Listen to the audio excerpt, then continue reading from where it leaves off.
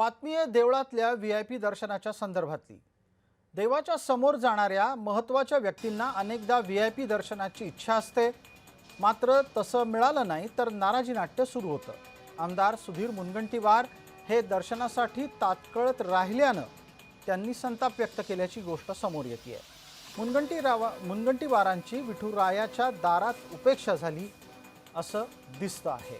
दुसरीकडे गुलाबराव पाटील यांना मात्र तातडीनं दर्शन कसं मिळालं असा सवाल उपस्थित झाला। नाही ते तर समजलं नाही कारण तिथं खूपच गुंतागुंत दिसत आहे।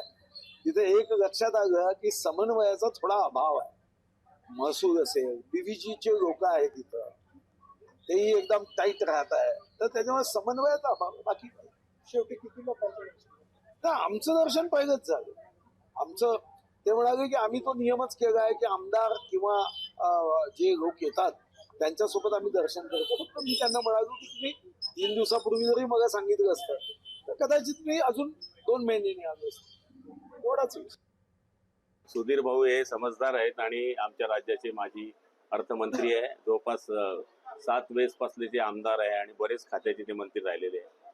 त्यामुळे प्रशासनाची चूक असली किंवा लोकप्रतिनिधी चूक असली तरी आम्ही समजून घेऊ। मी आल्यानंतर माझ्याबरोबर आता लोकांना सोडलं, पण त्यांच्याबरोबर काय झालं मला माहित नाही आणि असं होऊ नये अशी अपेक्षा आमची आहे। हिंदुत्व वेगळ्या प्रकारचं आहे बरं का। बहुतेक त्यांना वाटलं असेल आमच्या माऊलीनं त्यांच्या पक्षात प्रवेश केलाय। त्यांना असं वाटतं की त्यांच्या पक्षात देव वगैरे सगळे संत प्रवेश करतात, तर त्यांना तो रात्री स्वप्न पडला असेल की माऊली त्यांच्या पक्षामध्ये प्रवेश करती झालेली आहे। मूर्ख लोक आहेत।